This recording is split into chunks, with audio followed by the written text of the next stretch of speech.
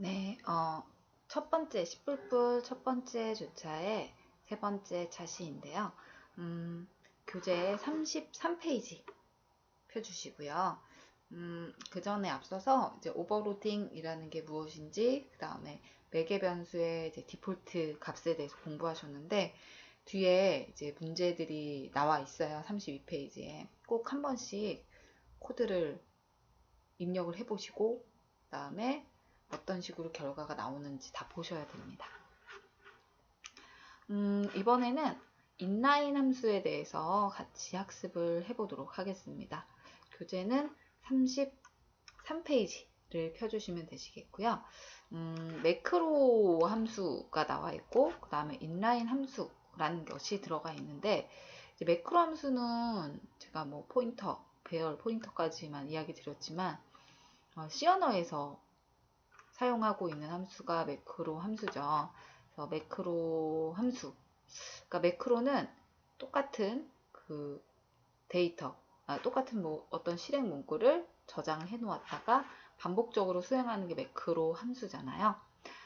왼쪽에 이 코드를 보게 되면 얘가 매크로 형태이죠. 그래서 스퀘어 x 이게 이제 포맷이고 얘가 포맷이 되겠고, 그 다음에 오른쪽에 있는 x 곱하기 x 얘가 몸체가 되겠습니다. 그래서 안쪽에 이제 스퀘어 x라는 것의 포맷을 보면은 이제 함수의 몸체와 이제 똑같이 해주는 것이 이 아래쪽에 스퀘어 5라는 것을 입력을 하면 어떻게 되나요? 제곱이 되어져서 출력이 되는 그러한 형태. 이제 선행 처리의 결과는 위에처럼 5 곱하기 5로 출력이 되어지고, 이거는 이제 출력이 되면 어떻게 될까요? 이제 5, 25로 나오겠죠? 예. 그 다음에 개행되고 종료되는 이러한 형태의 몸체가 되어져 버리는 그러한 형태로, 그러니까 포맷을, 요런 포맷을 보게 되면, 요렇게 바꿔라. 몸체를 바꿔라. 함수의 몸체와 일치되어지는 형태로 보시면 되기 때문에 이 포맷을 보면 이렇게 변경이 되어져서 그대로 출력을 해주게 됩니다. 이렇게 되어지면 어떤 것이 장점일까요? 장점이 아래쪽에 보니까 인라인화되어 성능의 향상으로 이어질 수 있다. 성능의 향상. 왜 성능의 향상일까? 예. 매크로가 실행이 되면, 함수가 이제 호출이 되면 어떻게 됐어요? C에서는 함수가 호출이 되고, 그리고 스택에 할당이 되겠죠. 그 다음에 할당이 되고 뭔가 처리가 된 후에 함수를 다시 빠져나오면 다시 반환이 되어지죠. 스택이 반환이 되어지는 이러한 형태인데, 그냥 바로 몸체가 들어가 버렸기 때문에 이러한 일련의 과정들이 생략돼 버리기 때문에 얼마나 빠르겠어요. 뭐 주고받고 다시 반환하고 이런 게 안 들어가니까. 그래서 성능의 향상으로 이어질 수 있다. 근데 이제 함수의 정의 방식이 일반 함수에 비해 이제 복잡한 함수의 정의에는 한계가 있다. 그러니까 라인이 한 10줄 넘어가는 함수의 경우에는 사실상 인라인 함수로 이렇게 정의를 하거나 선언을 하기에는 조금 복잡해집니다. 그래서 복잡한 것들은 이제 매크로 함수에서 사용하는 것이 좋고, 간단한 것들은 인라인으로 선언하는 것이 유리하다라는 설명이 되어 있네요. 뭐 이런 내용이 있고요. 그 다음에 잠깐 뭐 뒤로 살짝 더 이동을 하게 되면 뭐 아래쪽을 또 그냥 이어서 볼까요? 인라인 이렇게만 선언을 하면 돼요. 예. 그래서 매크로 함수의 단점, 이제 복잡한 거 안 된다는 거, 복잡한 인라인 함수의 단점이 이제 복잡한 게 안 된다라는 거. 그리고 이제 매크로의 경우에는 디버깅이 조금 어렵긴 하거든요. 디버깅이 어렵다라는 뭐 여러 가지 좀 장단점이 있긴 하지만 외우실 필요는 없으시고, 이제 인라인을 선언을 할 때는 앞쪽에 인라인으로 선언을 하고, 그다음에 int 0, 뭐 스퀘어, int x라고 해서 인라인화 시켜주시면 됩니다. 근데 이제 그 컴파일러가 굉장히 똑똑하다라고 이야기 드렸잖아요. 그래서 아래쪽에 설명을 보면은 컴파일러가 함수 인라인화를 결정한다. 인라인 선언이 되어도 인라인 처리되지 않을 수도 있고 선언이 없어도 인라인 처리될 수 있다. 이걸 딱 봤을 때 인라인으로 처리할지 말지 얘가 컴파일러가 판단을 하는 거예요. 그래서 뭐 앞에서 뭐 매크로처럼 인라인으로 선언이 되었음에도 불구하고 행의 수가 많다거나 복잡하다거나 수지타산을 따져봤을 때 왔다 갔다 하는 것이 복잡하다라고 한다면 인라인이 붙어 있어도 인라인 처리되지 않고요. 없어도 사실상 인라인으로 처리가 될 수도 있어요. 근데 이런 경우는 거의 극히 드물겠죠. 네. 그래서 컴파일러가 알아서 판단을 해줍니다. 그래서 컴파일러가 알아서 판단하고 처리해주는 형태로 실행이 되어지고요. 앞쪽에 인라인 요거 하나만 붙여주시면 인라인화 되고 몸체 부분이 호출문을 이제 대체하면서 처리가 되어지는 그러한 형태. 그러니까 뭐 5의 제곱을 리턴문으로 들어가서 Cout으로 콘솔로 내보내고 12의 또 제곱을 Cout으로 또 내보내는 그러한 형태의 출력값이 들어가게 되겠네요. 오른쪽처럼 이렇게 나오게 되겠죠. 그래서 인라인 함수는 매크로의 장점은 취합하고 그 다음에 단점은 보완한 것이 인라인 함수인데 사실상 장단점이 있고 뭐 매크로 함수를 쓰는 경우도 있고 뭐 아직도 매크로 함수를 뭐 선호하시는 분들이 있고요. 계속적으로 사용하시는 분이 있고 그렇지 않은 분들도 있습니다. 얘가 좀 멈춰 있는 것 같아서 잠깐 타이머를 좀 보았는데 정상적으로 작동이 잘 되어지고 있네요. 35페이지 가시게 되면 뭐 인라인 함수에는 없는 매크로 함수만의 장점이 있다. 여기에서 이제 보게 되면은 만약에 우리 앞에서 함수 오버로딩이라는 걸 공부를 하셨잖아요. 근데 이제 그 인라인의 그 함수에는 있지만 여기에서는 이제 따로따로 보셔야 되는 부분이 있어요. 그래서 예를 들어 좀 판서를 하게 되면 x가 있는데 요 x가 인트형일 수도 있고 더블형일 수도 있잖아요. 그쵸? 더블형일 수도 있는데 만약에 이제 함수를 지금처럼 이제 오버로딩을 한다라면 똑같은 함수 뭐 스퀘어에 정의를 해야 되고 또 스퀘어에 더블형으로 또 정의를 해야 되고 이렇게 여러 개의 함수 오버로딩이 필요하게 됩니다. 불필요하게. 그러면 이제 뭐 한두 개면 괜찮지만 이러한 경우에 함수가 많다라고 했을 때는 사실상 코드가 굉장히 지저분하게 되고요. 그리고 변환이 이루어져서 이제 그 약간의 데이터의 손실이 발생을 할 수도 있겠죠. 이렇게 따로따로 하나하나씩 뭐 인트형 따로 더블형 따로 이렇게 만들어야 하기 때문에 약간의 데이터의 손실이나 아니면 속도의 손실이 있을 수 있다. 라는 그러한 내용들이 이렇게 껌껌이 다 만들어줘야 되니까 뭐 좋을 수가 없겠죠. 예. 그래서 뭐 장단점이 약간 있긴 한데 이러한 것을 껌껌이 만들어주는 것을 보완해준 것이 사실 이제 템플릿이라는 거예요. 템플릿이라는 것을 이용해서 이것의 이제 단점을 보완을 하게 되는데 템플릿은 좀 뒤쪽에서 이제 객체를 공부를 하고 나서 공부를 하게 되실 거예요. 그래서 지금은 인라인 함수라는 개념 정도로만 독립적으로 좀 이해를 하고 넘어가시면 좋을 것 같습니다. 내려가서 1장의 마지막 섹션인데요. 1-5의 이름 공간에 대한 소개. 네임스페이스라는 것에 대해 나와 있는데요. 이 네임스페이스는 말 그대로 그냥 직역으로 나와 있는데 이름 공간이에요. 이름 공간. 예를 들어 협업을 해요. 프로젝트를 하나 지정을 해주는데 하나를 만드는데 뭐 A라는 사람, 그 다음에 B라는 사람, C라는 사람이 협업을 같이 하게 됩니다. 그래서 이 사람이 코드를 짰는데 이 사람이 만든 함수에 myfunc가 있어요.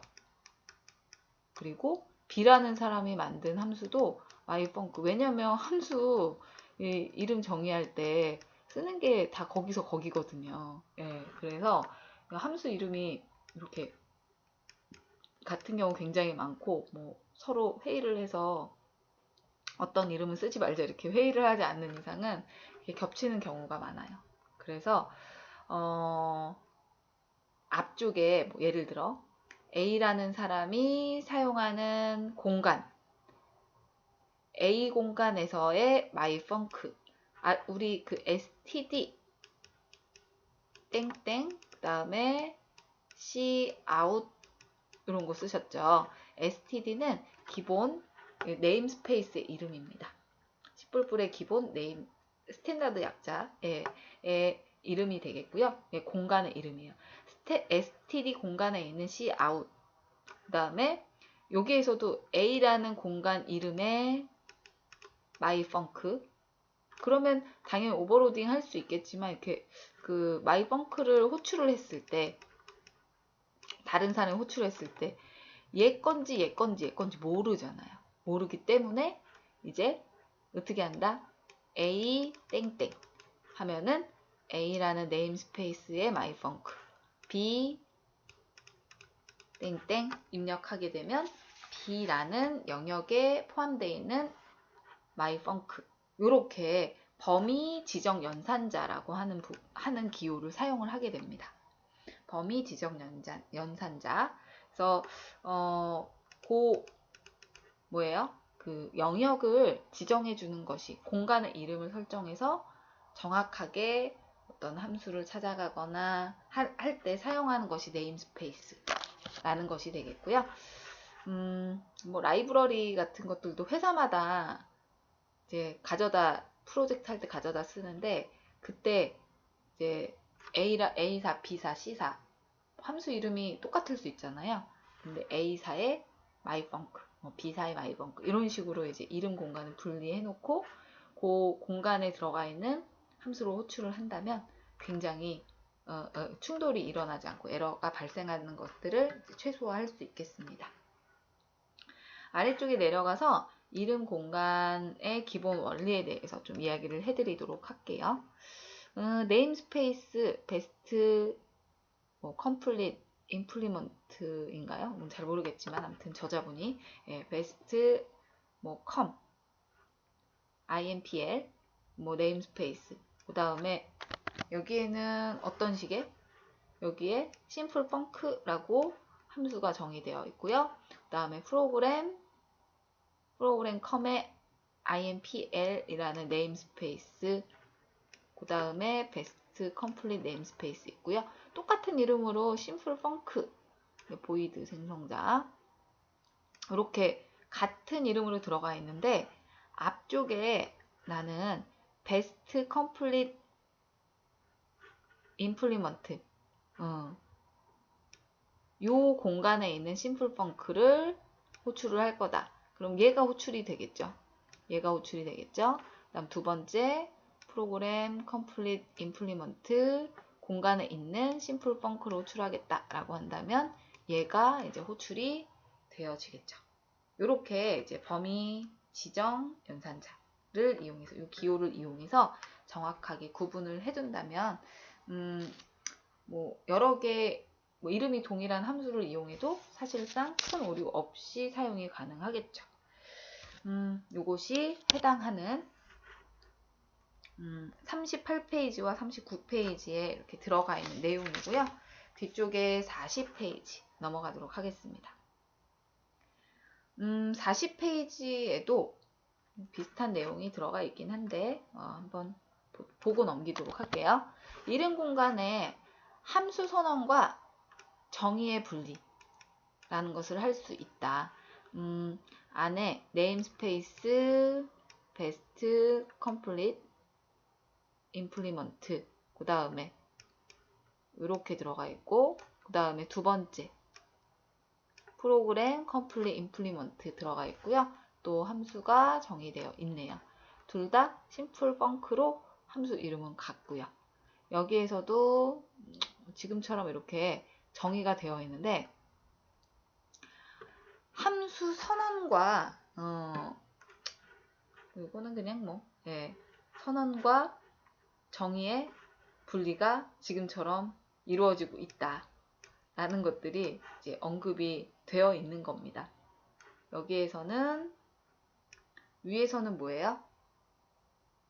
선언하고, 여기에서는 정의하고, 각각 분류해서, 이거는 우리가 알고 있는 형태의, 아까 우리 그리고 디폴트는 어디다 지정한다고 했죠? 선언부에 정의한다 라고 했었죠. 그래서 선언부의 매개 변수 디폴트 값도 설정이 가능하고 그랬었다. 그리고 선언과 정의가 지금처럼 구분이 되어져서 좀 이름 공간을 기반으로 해서 선언과 정의가 분리가 되어지는 것이 좋다. 그리고 분리가 되는 것이 일반적이다 라는 내용들이 들어가 있습니다. 당연한 내용인 것 같기도 하면서, 그쵸? 그 다음에 아래로 내려가시면은 동일한 이름 공간 내에서 동일한 이름 공간 내에서 함수의 호출이 가능하다. 조금 이것도 헷갈리실 수 있는데 지금 요 네임스페이스 안에 그 다음에 요 네임스페이스 안에 이렇게 함수가 정의가 되어 있고요. 그 다음에 아래쪽으로 보게 되면은 지금 프리티 펑크 함수 호출되어 있고, 요 안에 보시면은 어떻게 돼요? 베스트 컴플릿 임플리먼트 요 안에 심플 펑크 안에 얘를 호출을 했어요. 얘가 호출이 됐는데 요 안에서 동일한 이름 공간 내에서는 함수의 호출이 가능하다 라고 되어 있습니다. 요것도 같은 이름이죠. 베스트 컴플릿 임플리먼트, 그 다음에 두 개의 함수가 같은 공간 안에 따로따로 정의를 해놨지만 이름 공간은 똑같잖아요. 같을 때는 앞쪽에 쓰지 않는다. 이렇게 쓰지 않는다. 생략을 해도 된다. 라고 언급이 되어 있습니다. 그리고 요 안에 이제 얘 호출을 했는데 여기에서도 또 얘를 호출을 해서 사용을 할 때는 앞에 베스트 컴플릿 임플리먼트 이거 안 써도 된다라는 거죠. 그래서 이렇게 다를 때만 다른 공간일 때만 사용을 하게 되고요. 같은 공간 베스트 컴플릿 임플리먼트라는 같은 공간일 때는 지금처럼 생략을 해도 된다. 같은 공간에 존재하는 상황일 경우에는 쓰지 않아도 된다. 그리고 지금처럼 교차해서 함수를 호출해서 쓸 수 있다. 라는 것도 포인트가 되겠습니다. 여기까지가 41페이지에 그러한 내용들이 되겠고요. 뒤로 조금 더 이동을 해서 이름의 중첩에 대해서 공부를 해보도록 하겠습니다. 공간 이름의 중첩이래요. 공간 이름의 중첩. 한번 볼까요? 어떤 내용인지. 공간 이름의 중첩. 요 안에 네임스페이스, 그다음에 네임스페이스 sub2, 하나는 sub1라고 해서 두 개의 이름 공간을, 그러니까 하위로 또 내려가는 거죠.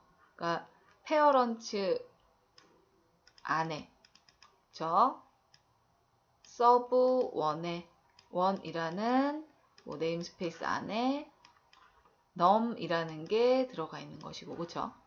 num이라는 변수가 또 들어가 있어요.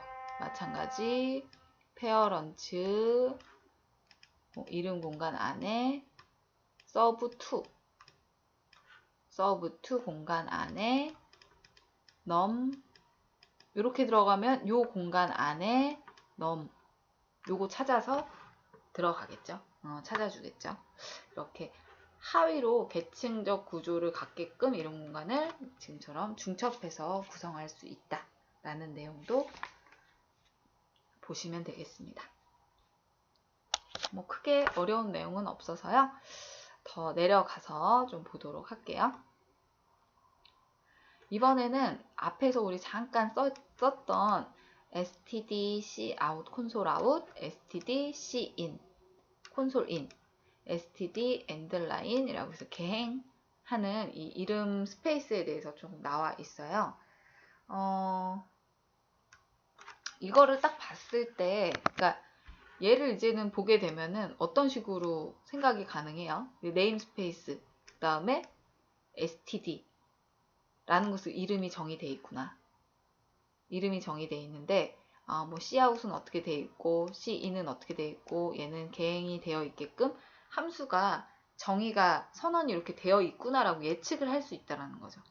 얘만 보고도 이제는. 근데 뭐 예측이 가능하다라고 가능은 하지만 이 구체적인 건 사실상 뭐 모르셔도 된다라는 거죠. 이렇게 해서 얘는 이름 공간이었고, 그 다음에 구분자 cout이라는 얘를 선언된 이제 cout, 요 공간 안에 선언된 cout, std 공간 안에 선언된 cin, std 공간 안에 선언된 endline 이렇게 이해하고 있으시면 될 것 같고요. 다양한 요소들은 표준에서 이제 이름 공간 std 안에 모두 다 대부분 이제 정의가 선언되어 있다라고 생각을 하시면 될 것 같습니다. 그러니까 우리 헤더 파일 is 스트림 요거 헤더 파일 설정하셨잖아요. 인클루드 하셨는데 여기 선언된 헤더 파일 안에 cout, cin, 그다음 endline 이런 것들이 이제 std 이름 공간 안에 모두 다 선언되어 있는 것들이다 라고 이해하시면 조금 더 빠르실 것 같습니다. 이제 그 뒤쪽에서는 페이지 44페이지로 이동을 해 주십시오. 44페이지에서는 유징을 이용한 이름 공간의 명시라고 되어 있네요. 근데 할 때마다 얘를 사용을 할 때마다 cin, cout, endline 쓸 때마다 이게 너무 귀찮은 거예요. std 땡땡, std 땡땡 뭐 요렇게 쓰기가 귀찮은 거예요. 반복해서. 그래서 using namespace std using std cin using이라는 걸 이제 붙여줍니다. 그러면 이름 공간의 선언을 할 때 이제 의미 없는 것들은 이렇게 사용을 하게 되는 거예요. std를 안 써도 그냥 cout만 쓰겠다. std 안 쓰고 그 다음에 cin만 사용하겠다. 이것도 endline 보시면 std 앞쪽에 안 붙었잖아요. 얘를 지금 생략을 빼버리고 생략을 하게 된다. 조금 심플해지겠죠. 뒤에서도 using namespace 지금처럼 이제 선언을 다시 할 수도 있다라는 건데 안쪽에 std가 선언된 것처럼 std라는 이름의 공간에 선언 없이 접근하겠다라는 선언을 지금처럼 이렇게 오른쪽처럼 해주셔도 된다라는 것입니다. 그래서 여기서도 이제 이렇게 많이 쓰고요. 이제 뭐 이름 공간에 이 이름 공간을 이렇게 하나하나씩 직접 다는 게 귀찮아서 유징 선언을 사실 많이 하게 되면 공간을 이렇게 그 네임스페이스를 나눈 이유가 충돌을 막기 위한 건데 너무 유징을 많이 써서 네임스페이스의 선언을 많이 하게 되면은 유징 선언을 많이 하게 되면은 이름 공간이 의미가 없어져 버려요. 그렇게 돼서 약간의 이제 뭐 제한적으로 쓰시거나 불필요한 뭐 꼭 써야 될 거 아니면은 유증 선언은 사실상 좀 생략을 하시고 많이 안 쓰시는 게 좋다라는 것을 좀 이야기를 해드리고 싶습니다. 예, 침범할 수 있으니까. 예, 같은 함수의 이름 혹은 변수의 이름을 침범할 수 있기 때문에 이 장점 때문에 쓰는 건데 네임스페이스를 유징을 너무 남발을 하게 되면 공간을 침범을 할 수 있기 때문에 좀 제한적으로 쓰는 것이 좋을 것이다 라는 내용도 들어가 있습니다. 뭐 이것도 괜찮죠. 그래서 앞쪽에 없이 std 없이 지금처럼 사용이 가능하다. 예, 여기도 뭐 마찬가지죠. 예, 유징 선언, 네임스페이스 이렇게 쓰거나 이렇게 쓴다라는 건데 예, 공공연하게 보게 되실 겁니다. 예, 제한적으로 쓰는 것이 좋다라고 설명을 드렸고요. 조금 더 내려가서 47페이지 하단으로 보도록 하겠습니다. 여기에서는 별칭 지정이라는 게 나와 있는데요. 별칭? 네, 조금 약간 애매하긴 한데 보시면은 이제 아까처럼 뭐 페어런치 안에 그 다음에 뭐 있었죠? 뭐 서브 원 안에 뭐 요게 너무 귀찮다 라고 한다면 얘를 PSN 이런 식으로 별칭을 줄 수 있다라는 겁니다. 네임스페이스 A 안에 BB 안에 CC가 있어요. 거기에 num1, num2가 이렇게 들어가 있는데 이 앞쪽에 원래는 얘를 다 써주셔야 되잖아요. 써주셔야 되는데 네임스페이스 ABC로 이렇게 별칭을 만들고 요거 대신 이제 ABC, num1, 그 다음 num2 이렇게 접근할 수 있다는 거죠. 그래서 앞쪽에 별칭 선언을 네임스페이스로 선언을 하고 네임스페이스에 별칭을 하나 만드시고 뭐 유징처럼 그냥 편리하게 쓰려고 만드는 사용을 하는 거죠. 예, 이름 공간. 별칭 선언에 대한 내용. 이것도 뭐 크게 어려운 건 아니니까 이해하고 넘기시면 되시겠고요. 48페이지, 9페이지에 걸쳐서 나와 있습니다. 49페이지 아래쪽에 이 코드를 보게 되면 이게 조금 애매한데요. 교재 내용을 이렇게 봐도 좀 애매합니다. 우리가 아는 변수죠. 전역 변수입니다. 전역 변수인데 얘는 공간이 있는데 이름이 없는 공간이 있기는 있어요. 네임스페이스가 있는데 이름이 없는 그러니까 무명의 이름 공간으로 보시면 될 것 같은데요. 그러니까 얘는 사실상 공간 이름이 없기 때문에 이렇게 아무것도 없고 요 의미로 보시면 돼요. 벨. 네임스페이스로 표현을 한다면. 그래서 요 자체가 그 무명 자체가 이름이에요. 이해가 잘 되시려나? 네. 여기 좀 요 코드를 잠깐 보겠습니다. 벨 20이라는 초기화 되어 있고요. 여기 안에서의 벨은 두 번째 행의 벨은 요 벨이죠. 예. 근데 세 번째 행에 있는 벨은 바깥쪽에 있는 전역 변수에 대한 벨. 그래서 이름이 정의되어 있지 않은 공간에 벨이라는 변수. 여기에 7을 증가시키겠다. 라고 이제 연산이 되어지는 걸 볼 수 있겠습니다. 그래서 바깥쪽의 전역 변수의 경우는 이런 식으로도 끌어다가 쓸 수 있다 정도 보시면 될 것 같습니다. 전역 변수는 이름이 없는 네임스페이스를 갖고 있다 라고 이해를 하면은 좀 쉬울까요? 네. 이 정도로 보시면 되실 것 같고요.